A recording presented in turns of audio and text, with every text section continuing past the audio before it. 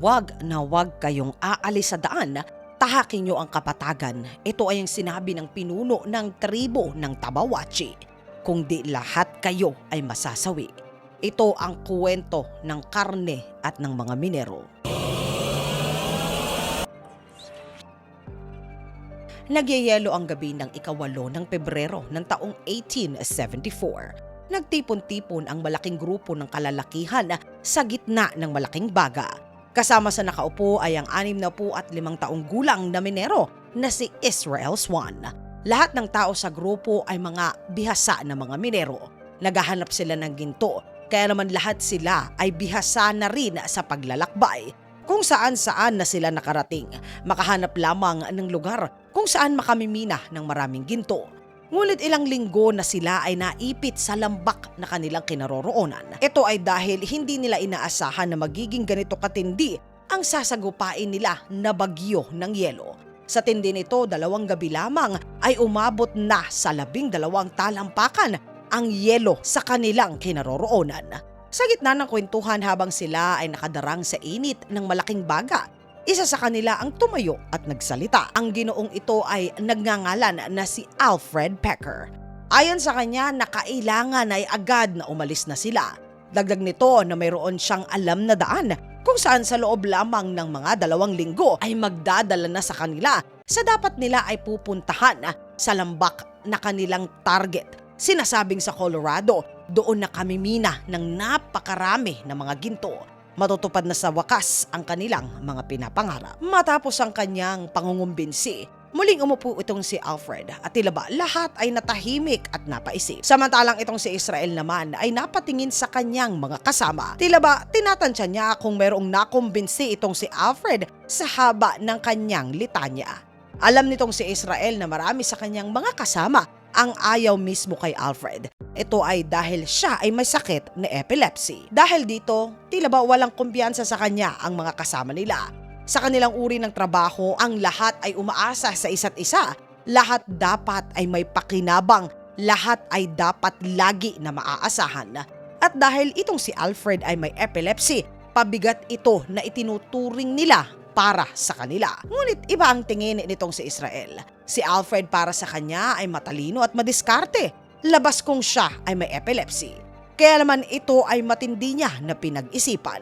Habang ito ay nakatingin sa baga, natanaw nito ang ginoo na si Ray. Itong si Ray ay ang pinuno naman ng tribo ng Tabawatch na Indian. Ilang linggo na ang nakararaan nang sila ay maipit sa gitna ng matinding bagyo ng yelo. Muntik na silang maubos kung hindi kay Ray na nagligtas sa lahat sa kanila. Dinala sila nito kung nasaan sila ngayon.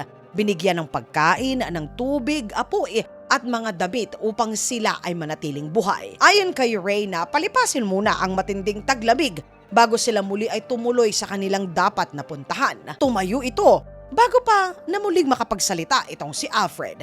Ayon sa kanya na sa oras na umalis kayo ay siguradong ikasasawi lahat ninyo. Kaya kinakailangan na dumito muna kayo. Sa una ay walang kahit sino ang nagtangka na suwayin ang sinasabi ng Indian na pinuno.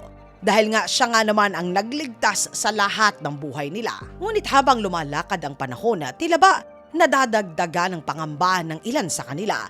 Kung maghihintay sila ng mas matagal pa, papaano kung maunahan na sila? Wala silang maiuuwing ginto sa naghihintay nila na pamilya.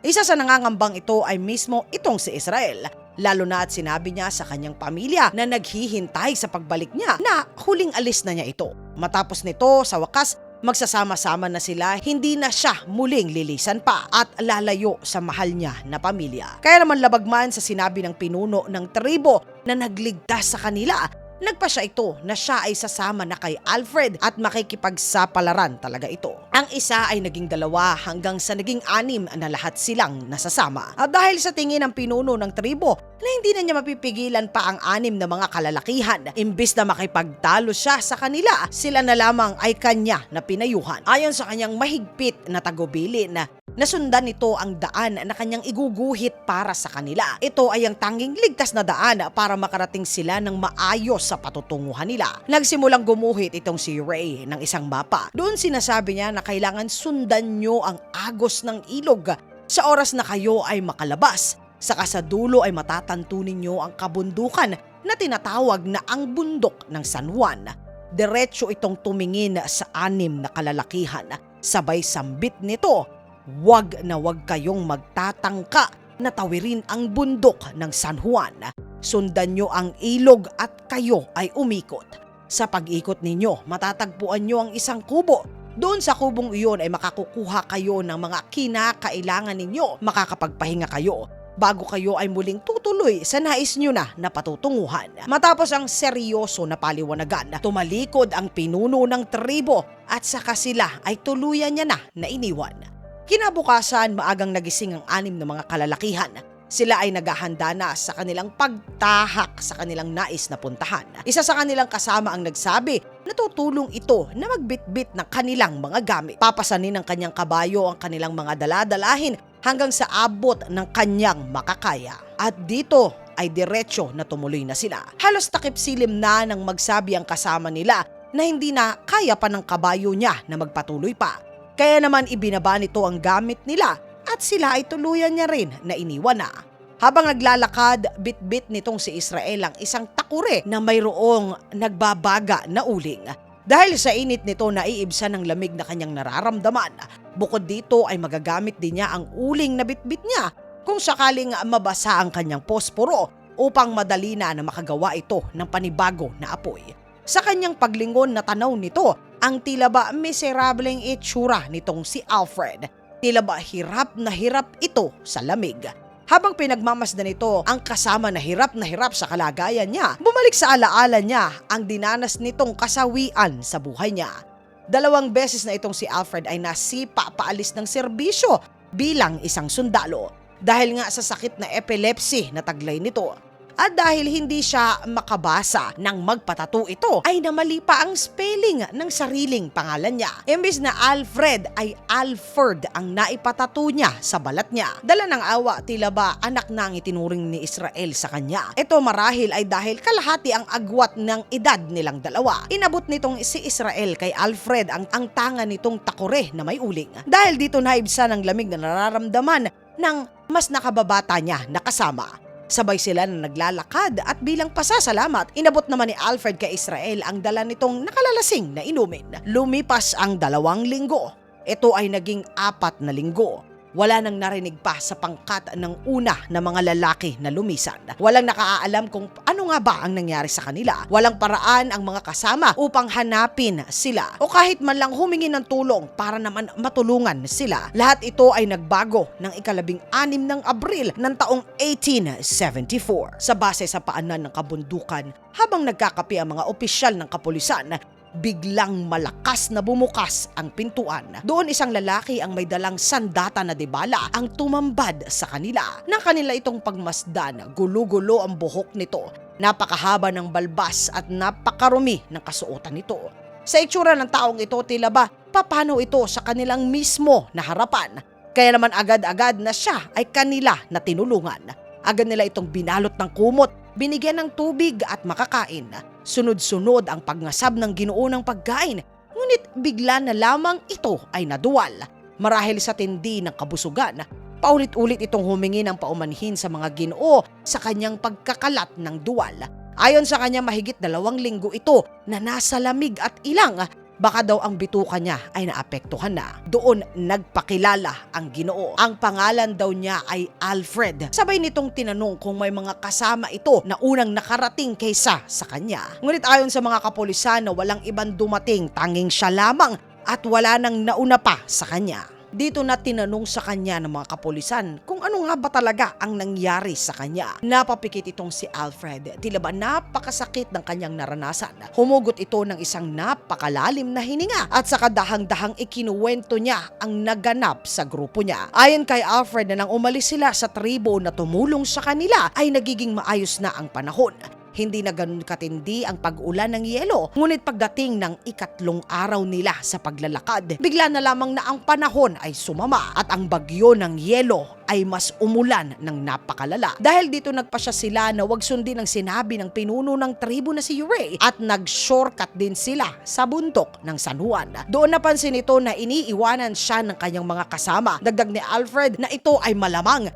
dahil nababagalan sila sa paglalakad niya. Iniwan siya ng kanyang mga kasama. Bahala na kung papanaw siya, at sa loob ng 2 mahabang buwan ay nagpatuloy ito sa paglalakbay. Ang nagsalba daw sa kanya ay ang takure na uling na kanyang daladala. Kumain daw siya ng mga bulaklak at ugat sa gubat, at maging ang sapatos niya na leather ay niluto niya at kinain niya. Hanggang sa marating daw niya ngayon ang presinto na kinaroroonan niya. Sa gulat ng kapulisan, 5 pa palang tao ang nawawala sa gitna ng matinding pagbagyo ng yelo. Ngunit dahil sa samangan ng panahon, sa isip nila na malamang nasawi na rin naman ang 5 pang kasama na tinutukoy niya. Isa pa ay hindi rin maganda ang kalagayan ng kalusugan nitong si Alfred para ituro sa kanila kung saan dapat sila ay magsimula sa paghahanap sa mga nawawala na mga kasama niya. Matapos ang halos 2 mga linggo na pananatili at pagpapagaling sa presinto, malakas na itong si Alfred. Kaya naman nagpasama ito upang hanapin ang kanyang mga nawawala pa na 5 mga kasama. Ngunit paulit-ulit man na sinuyod nila ang kagubatan, wala sila na natagpuan. Sa wakas, sumilay muli ang araw. Ganap na ngang nagsisimula ang tag-araw. Kasabay ng tag-init ay dito na magiging malinaw ang totoong nangyari ng nakaraan na taglamig. Nang ika-28 ng Agosto ng taong 1874, 4 na buwan matapos na itong si Alfred ay matagpuan, isang pintor na nagngangalan na si John Randolph ang napadpad sa kagubatan ng Colorado. Ngunit imbis na kaaya-ayang tanawin ang umagaw sa kanyang pansin, ay ang nakasusulasok na amoy ang pumukaw sa kanyang diwa. Sinundan nito ang pinagmumulan ng nakasusulasok na amoy. Dinala siya nito sa isang tila ba kapatagan kung saan natanaw nito ang isang tila ba luma na uri ng tent. Sa gitna nito ay may tumpok na bato na tila ba dati ito ay pinagsisigaan ng apoy. Sa paglapit nito, nagulantang siya sa kanya na nakita. 5 mga katawan ang doon ay pantay-pantay pa na nakahilera. Ang nabubulok na laman nila ang pinagmumulan ng nakasusulasok na amoy na nakapukaw sa kanyang atensyon. Sa kanyang pangmamasid, alam ng pintor na hindi normal ang paraan ng kanilang pagpanaw. Bukod sa ang isa ay nawawala ang ulo, ang 4 ay tila ba ginamitan pa ng napakatigas na bagay sa kanilang mga ulo. Nababanaag din na tila ba sinadya sila na unti-unti nakatayin. Malinis ang pagkakatungkab ng kanilang mga laman. Tila ba ito ay ginawa na karne. Isa pa sa pumukaw sa kanyang atensyon ay iba-iba ang estado ng kanilang pagkabulok. Ang iba ay halos tila ba kalansay na, samantalang ang iba naman ay tila ba kailan lamang na nasawi. Isa sa napansin niya ay ang pinakahuling lalaki na tila ba natutulog lang. Maliban sa wakwak ang kanyang laman sa dibdib, ito pala ay ang labi nitong si Israel. Nais man ng pintor na agad tumakbo upang makahingi ng tulong, mas nanaig sa kanya ang kuryosidad. Sino ang gumawa nito sa kanila? Nasaan na kaya siya?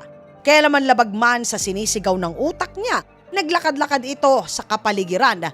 Doon ito natanto ang isang tila ba giray-giray na medyo maliit na kubo.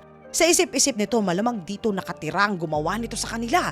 Sa paglapit niya sa tila ba maliit na kubo, natanto nito na ito na ang tirahan ng salarin.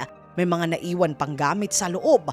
Malinaw na sa loob ng mahaba-habang panahon, kung sino man na nakatira sa kubo ay ginawang pagkain ang mga katawan ng mga nauna niya na mga katawan na nasagupa. May mga buto pa ng tao na malapit sa siga sa pinakagitna ng kubo. Kanibal kung sino man ang dito ay nakatira. Dito nataranta ang pintor. Ang salarin ba ay babalik pa? Nasa na kaya siya? Kaya dali-daling ginuhit nito ang mapa kung nasaan ang kinaroroonan niya. Matapos nito, siya ay mabilis na nanakbo. Sa kapulisan, dinala nito ang kanyang matindi na natuklasan.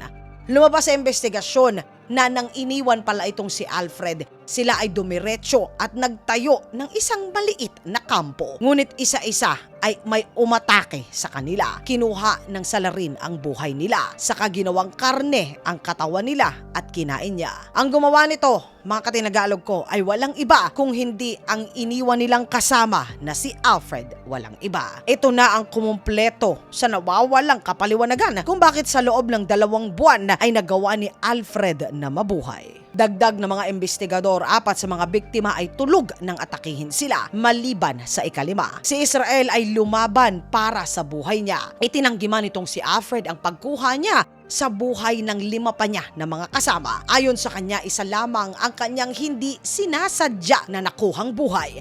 Ito daw ay dahil sa pagtatanggol niya sa sarili niya na kaligtasan. Walang alinlangan naman itong inamin ang pagkain sa kanilang mga katawan. Ayon kay Alfred na siya ay talaga naman na nasarapan. Nakumpirma naman nito nang makita ang isang walang buhay na usa sa likuran ng kubo na tinitirahan niya. Ito ay ni hindi man lang niya tinikman. Ayon mismo kay Alfred na nagustuhan niya ng maigi ang lasa ng karne ng tao. Kaya naman ni hindi na daw niya pinag-interesan ang karne ng usa at tuloy-tuloy na karne ng tao ang ginata niya. Sa katapusan, kinasuhan si Alfred at naparusahan ng 40 taon na pagkakabilanggo. Ng taong 1901 nang siya ay 72 taong gulang na, siya ay naparulan. Paglabas nito sa koreksyonal ay nanatiling gulay lamang ang kinakain nito hanggang sa pagpanaw nito ilang taon matapos nang siya ay makalaya. Mga katinagalog ko, sa tingin po ba ninyo makakayanan nyo na kainin ang kasama nyo sa oras na talagang buhay na ang magiging kapalit nito? Isulat po ang inyong saloobin sa comment section sa ilalim upang sama-sama naman po na ito ay ating basahin. Ang may pinakamagandang sagot po ay mananalo pa rin ng 100 Gcash load. Mga tinagalog ko, maraming salamat po sa pagsama ninyo sa segment natin sa araw na ito.